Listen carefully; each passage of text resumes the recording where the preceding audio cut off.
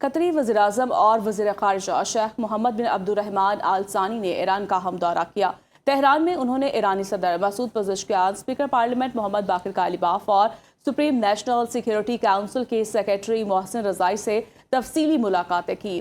قطری وزارت خارجہ کے مطابق ان ملاقاتوں میں خطے میں امن، مذاکرات کی ماحول اور مجوزہ عبوری فریم ورک پر تبادلہ خیال کیا گیا۔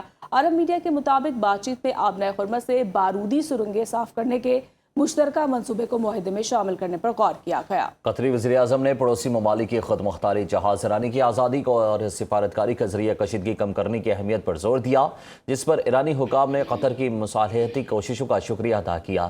دوسری جانب ایران کی سپریم نیشنل سیکیورٹی کونسل کے سیکریٹری محسن رضائی نے قطری وزیراعظم سے گفتگو میں امریکہ کو سخت وارننگ دی۔ انہوں نے کہا کہ اگر امریکہ نے کوئی جارحیت دکھائی تو اس کے فوجی اور معاشی مفادات کو تاریخی نقصان پہنچایا جائے گا۔ انہوں نے واضح کیا کہ ایران کو امریکہ پر بالکل اعتماد نہیں، کیونکہ واشنگٹن ماضی میں کئی بار سفارتکاری میں دھوکہ دے چکا ہے۔ آبنۂ ہرمز کے حوالے سے انہوں نے صاف کہا کہ ایرانی شرائط پر عملی اقدامات کیے بغیر آبنۂ ہرمز نہیں کھولی جائے گی۔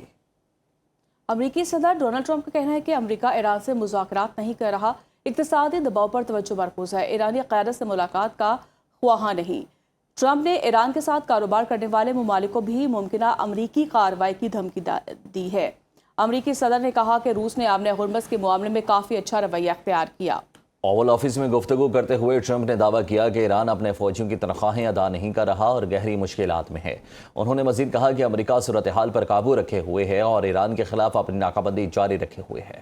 امریکی صدر ڈونلڈ ٹرمپ کا کہنا ہے کہ امریکہ ایران سے مذاکرات نہیں کر رہا، اقتصادی دباؤ پر توجہ مرکوز ہے، ایرانی قیادت سے ملاقات کا خواہاں نہیں۔ ٹرمپ نے ایران کے ساتھ کاروبار کرنے والے ممالک کو بھی ممکنہ امریکی کارروائی کی دھمکی دی ہے۔ امریکی صدر نے کہا کہ روس نے آبنۂ ہرمز کے معاملے میں کافی اچھا رویہ اختیار کیا۔ اوول آفس میں گفتگو کرتے ہوئے ٹرمپ نے دعویٰ کیا کہ ایران اپنے فوجیوں کی تنخواہیں ادا نہیں کر رہا اور گہری مشکلات میں ہے۔ انہوں نے مزید کہا کہ امریکہ صورتحال پر قابو رکھے ہوئے ہے اور ایران کے خلاف اپنی ناکہ بندی جاری رکھے ہوئے ہے۔ ایرانی صدر مسعود پزشکیان کا کہنا ہے کہ امریکی اقتصادی دباؤ ایران کو نہیں جھکا سکتا۔ امریکہ کی جانب سے نئی پابندیوں اور اقتصادی دباؤ کی مہم کو مسترد کرتے ہوئے کہا کہ امریکہ اقتصادی دباؤ کے ذریعے بھی ایران سے کچھ حاصل نہیں کر سکے گا۔ ایرانی صدر نے کہا کہ امریکہ جنگ کے دوران بھی اپنے مقاصد حاصل نہیں کر سکا اور اب اقتصادی دباؤ سے بھی کچھ حاصل نہیں ہوگا۔ ایرانی صدر مسعود پزشکیان کا کہنا ہے کہ امریکی اقتصادی دباؤ ایران کو نہیں جھکا سکتا۔ امریکہ کی جانب سے نئی پابندیوں اور اقتصادی دباؤ کی مہم کو مسترد کرتے ہوئے کہا کہ امریکہ اقتصادی دباؤ کے ذریعے بھی ایران سے کچھ حاصل نہیں کر سکے گا۔ ایرانی صدر نے کہا کہ امریکہ جنگ کے دوران بھی اپنے مقاصد حاصل نہیں کر سکا اور اب اقتصادی دباؤ سے بھی کچھ حاصل نہیں ہوگا۔